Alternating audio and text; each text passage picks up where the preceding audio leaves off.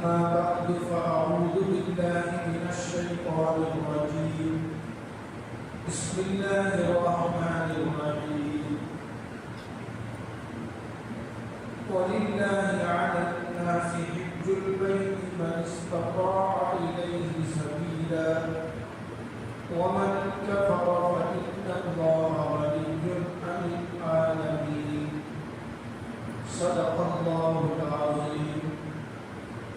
قال رسول الله صلى الله عليه وسلم الحج المبرور ليس له جزاء إلا الجنة أو كما قال عليه الصلاة والسلام. بزرگان محترم، عزیز دوستوں،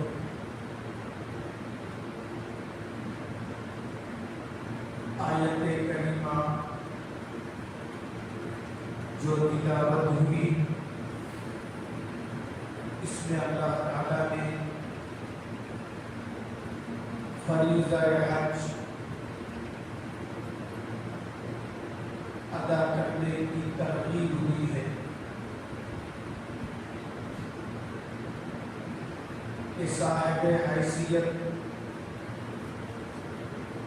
لوگوں کو چاہیے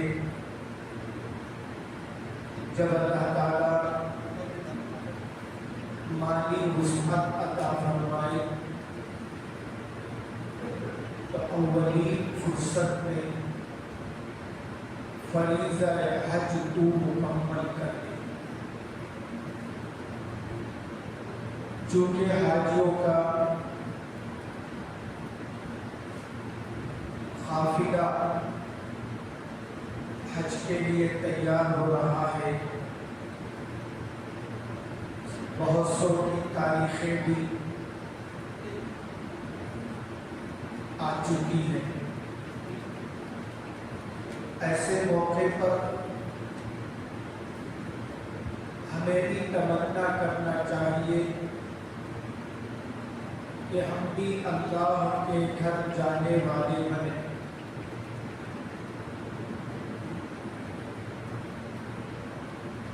آج معاشرے میں جہاں اور عبادتوں سے غفلت اور سستی برتی جاتی ہے، انہی میں سے ایک حج کی عبادت بھی ہے۔ امت کے ایک بڑے طبقے پر جن میں عورتیں بھی ہیں، مرد بھی ہیں، نوجوان بھی ہیں، جن پر شرعی اعتبار سے حج فرض ہو چکا، لیکن ابھی تک وہ غفلت میں پڑے ہوئے۔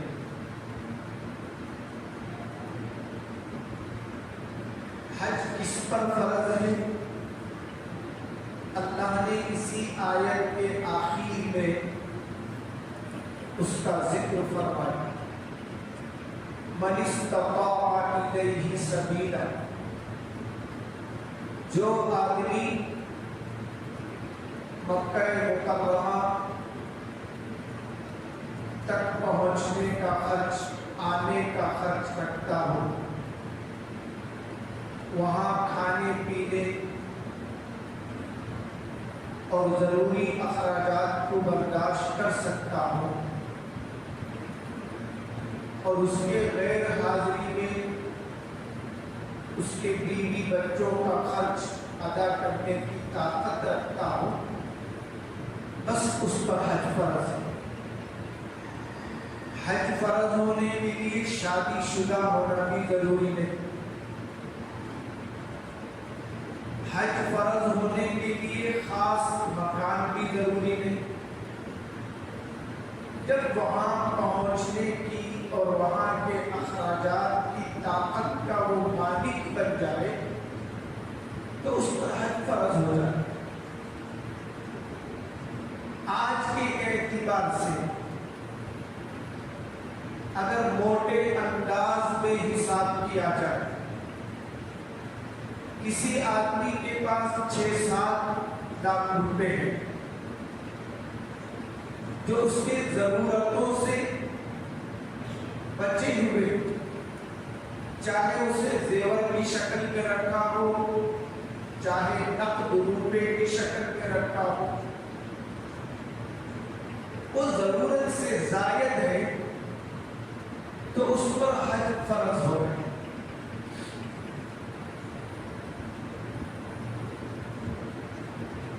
اگر اس کے پاس مکان بھی نہیں ہے تب بھی اس رقم کے موجود ہونے پر اس کے ذمے حج فرض ہو جاتا ہے۔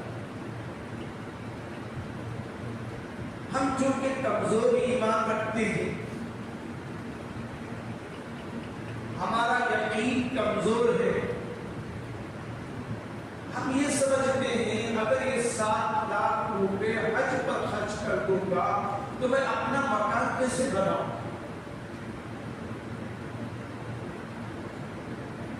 اگر یہ 7 لاکھ روپے میں خرچ کر دوں گا میری بچی کا بیاہ کیسے ہوگا؟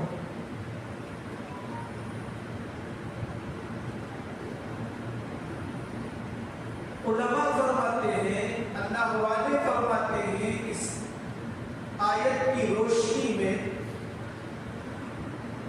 تم حج کرو، اللہ کے نبی صلی اللہ علیہ وسلم کا وعدہ ہے، بشارت ہے، حاجی کبھی فقیر نہیں ہوتا، حاجی کبھی مال کے اعتبار سے کسی کا محتاج نہیں بنتا۔ کتنوں کو ہم نے دیکھا لاکھوں کی رقم جمع کر رہے ہیں مکان بنانے کے لیے، خوش نصیب بندے حج کر کے واپس لوٹ جاتے ہیں، گھر کے بننے کی توفیق نہیں ہوتی۔ جن بچوں کی بیاہ کی فکر میں مال جمع ہے ان بچیوں کی شادی نہیں ہوتی، حاجی حج کر کے سالوں گزار دیتا ہے۔ اور اللہ نے کہا حاجی جتنے روپے حج پر خرچ کرتا ہے اللہ اس کا بدل ضرور عطا فرماتے ہیں، اور جتنا خرچ کیا ہے اتنا ہی نہیں، اس سے کئی 100 گنا اللہ بڑھ کر دیتے ہیں۔ ایک حدیث پاک میں آتا ہے جو حاجی حج پر 1 روپے صدقہ کرتا ہے، 1 روپے خرچ کرتا ہے، اللہ کی طرف سے 700 روپے دینے کا وعدہ ہے۔ اور اللہ کا وعدہ ان وعد اللہ حق، اللہ کا وعدہ سچا اور یقینی ہے۔ لا یخلف اللہ المیعاد، اللہ کبھی وعدہ خلاف نہیں کرتا۔ اور ایک جگہ اللہ نے فرمایا تم کسی بھی نیک کام میں اپنی دولت کو خرچ کرو، حج ہی نہیں، چاہے قربانی ہو، زکات ہو، صدقہ ہو، خیرات ہو، غریب کی مدد ہو، بیمار کی مدد ہو، غریب لڑکیوں کی شادی کی ضرورتیں ہو، تم جتنا خرچ کرو گے اللہ پر قرض ہے، تم اللہ کو قرض دیتے ہو۔ اللہ تعالیٰ قرآن میں فرماتے ہیں ہم تمہارے قرض کو اچھے طریقے سے لوٹائیں گے۔ اچھے طریقے سے کیا مطلب؟ وَيُضَاعِفَهُ لَهُ أَضْعَافًا كَثِيرًا۔ آگے اللہ اس کی وضاحت فرماتے ہیں تم نے جتنا خرچ کیا اس سے کئی گنا زیادہ برکت کے ساتھ ہمیں تمہارے خرچ کو لوٹائیں۔ ایک جگہ فرمایا وَمَا أَنفَقْتُم مِّن شَيْءٍ فَهُوَ يُخْلِفُهُ، جو کچھ تم خرچ کرو گے پیچھے اس کا تم بدلہ پاؤ۔ اللہ کا وعدہ ہے حج کرو، حج کی برکتوں کو دنیا دنیا اور آخرت میں پاؤ۔ اب بتاؤ کتنی مستورات ایسے ہیں جن کے پاس کئی لاکھ روپے کے زیور گھر میں موجود ہیں، کیا ان خواتین پر حج فرض نہیں ہے؟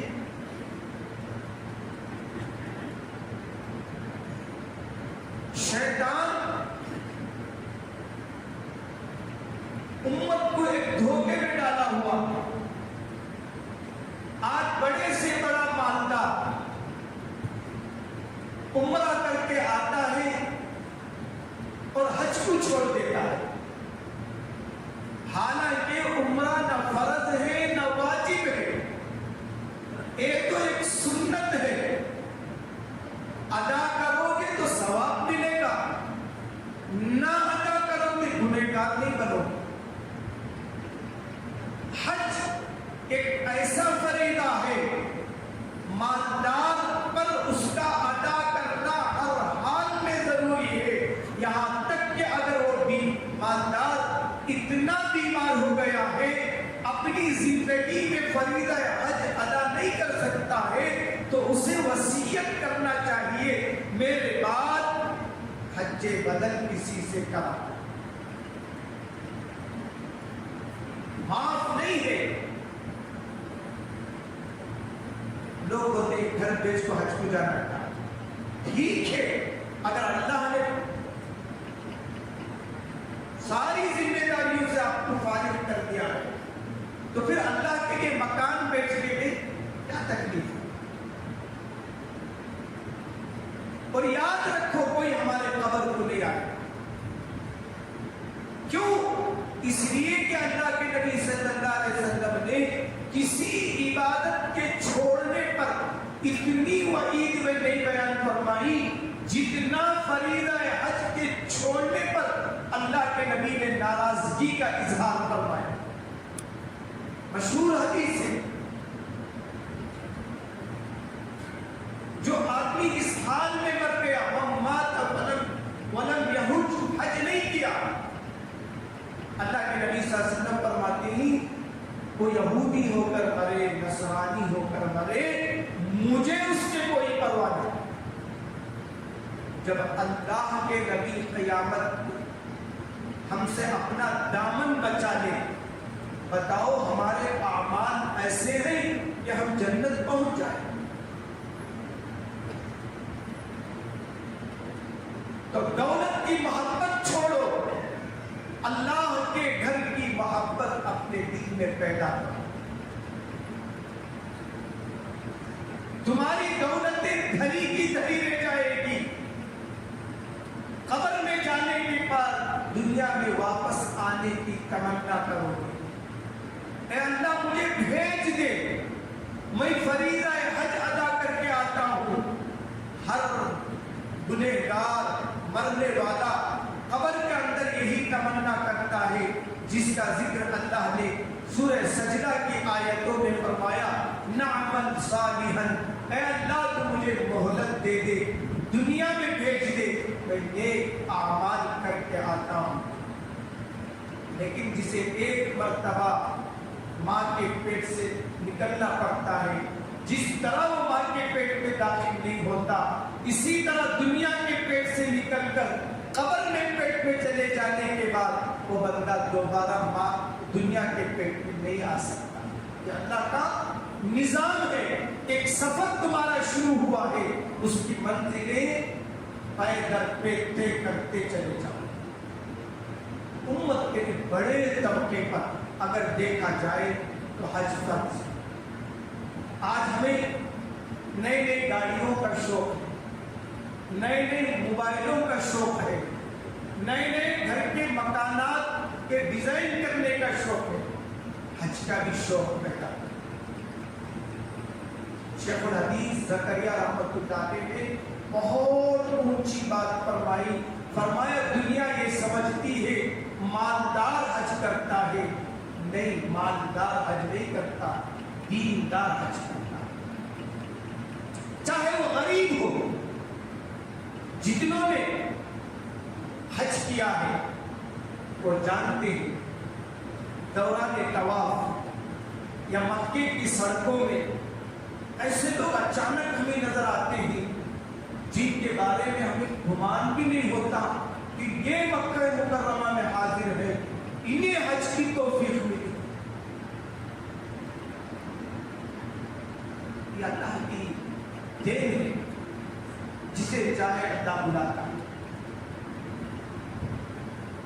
لہذا جوانی کی حالت میں، صحت کی حالت میں، مالداری کی حالت میں اگر کوئی کام جلدی کرنے کا ہے تو اللہ کے نبی صلی اللہ علیہ وسلم نے فرمایا ان میں سے ایک حج بھی ہے۔ فرمایا من اراد الحج فلیتعجل، جو آدمی حج کا ارادہ کرے اسے چاہیے کہ حج کرنے میں جلدی کرے۔ کتنے مالدار ایسے ہیں جو ایک وقت میں بڑی حیثیت رکھتے ہیں، آج انہیں رہنے کے لیے مکان نہیں، بڑے شان سے وہ بولتے بھی ہیں اور مایوسی کا بھی اظہار کرتے ہیں، حضرت اگر میں اس زمانے میں کر لیتا تھا تو یہ فریضہ ادا ہو جاتا۔ بات کی حسرتیں کوئی کام آنے والی نہیں، اس لیے جس کے پاس 7-8 لاکھ روپے ہو شرعی اعتبار سے حج اس پر فرض ہو جاتا ہے، اس فریضے کو ادا کرے، انشاءاللہ اللہ آپ کی ہر خواہش کو، ضرورت کو حج کی برکت سے پورا فرمائے۔ کیونکہ حج کیا ہے؟ ایسے مقام پر پہنچ کر عبادت کرنا ہے جہاں تمہاری تمام دعائیں قبول ہوتی۔ مکے کی زمین کوئی معمولی زمین نہیں، مکہ وہ سرزمین ہے جہاں اللہ کے نبی پیدا ہوئے، جہاں اللہ کا گھر کعبۃ اللہ موجود ہے، اور دنیا میں پہلا زمین کی جو شروعات ہوئی وہ کعبۃ اللہ کے ٹکڑے سے ہوئی۔ اس سے پہلے تو ساری دنیا پانی کی پانی تھی، اللہ نے کعبۃ اللہ سے ایک بلبلہ اٹھایا اور اسی سے یہ زمین کو اللہ نے پہنایا اور فرمایا مکے کے اندر ایک ایک نیکی 1-1 لاکھ کا ثواب ہے۔ اگر کوئی آدمی مکے میں مسجد حرام میں ایک نماز پڑھتا ہے 1 لاکھ نماز کا ثواب۔ اگر کوئی آدمی مکہ پہنچ کر ایک روزہ رکھتا ہے 1 لاکھ روزوں کا ثواب۔ کیا 1 لاکھ روزے ہم رکھ سکتے؟ نہیں رکھ سکتے۔ اگر کوئی مکہ پہنچا ایک روزہ اللہ کی رضا کے لیے رکھا، اللہ اتنا دیتے ہیں 1 لاکھ روزوں کا ثواب عطا فرماتا۔ اگر کوئی بندہ 1 روپیہ صدقہ کرا 1 لاکھ روپے صدقہ کرنے کے بعد، 1 ریال صدقہ کیا 1 لاکھ ریال صدقہ کرنے کے بعد، 1 ڈالر صدقہ کیا 1 لاکھ ڈالر صدقہ کرنے کا ثواب۔ ایک کلام پاک آپ مکے میں ختم کریں گے 1 لاکھ قرآن ختم کرنے کا ثواب ملے گا۔ زندگی ختم ہو جائے گی، 1 لاکھ قرآن کی تلاوت ہم سے ہو سکتی ہے نہیں؟ ایک اتنا سستا سودا، ایک قرآن آپ حج میں پڑھ لیں گے 1 لاکھ قرآن کی تلاوت کا ثواب ملے گا۔ ایک تسبیح پڑھیں گے 1 لاکھ تسبیح کا ثواب ملے گا۔ مکے کو اللہ نے برکت کی جگہ بنایا، للذی ببکۃ مبارکا، وہاں برکتیں ہی برکتیں، اعمال مختصر ہوں گے، ثواب اللہ ہمارے سوچوں سے باہر عطا کرے۔ اس لیے ہر نوجوان کو اپنے دل میں یہ حرص پیدا کرنا چاہیے، جس طرح ہم اپنے شادی کے لیے پیسے جمع کرتے ہیں، اپنے ضرورت کی چیزیں خریدنے کے لیے پیسے جمع کرتے ہیں، ہم دیکھتے ہیں آدمی کے دل میں خواہش ہوتی ہے، وہ اسکیم ڈھونڈتا ہے، کون سے اسکیم میں جائیں گے، کہاں پیسے کو محفوظ کریں۔ وقت نہیں ہے نیک لوگوں کے واقعات بتاتا، وہ کیسے کیسے پیسوں کو جمع کر کے حج کیا کرتے تھے۔ ہمیں بھی ایک ارادہ کر لینا چاہیے آج سے کہ ہم بھی کعبۃ اللہ کا حج کریں گے۔ اس کے لیے آج سے جمع کرنا شروع کر دیں، بسم اللہ کہہ کر پیسے ڈالنا شروع کر دیں۔ پھر آپ دیکھیے جتنی نیت میں مضبوطی ہوگی اتنے جلد اللہ تمہارے بلانے کے فیصلے فرمائے۔ اللہ عز و جل سے دعا ہے اللہ تعالیٰ اس فریضے کو ہمیں صحت کی حالت میں، خوشحالی کی حالت میں ادا کرنے کی توفیق عطا فرمائے۔ جو لوگ غافل ہیں اللہ انہیں بیدار فرمائے۔ وآخر دعواہم ان الحمد للہ رب العالمین۔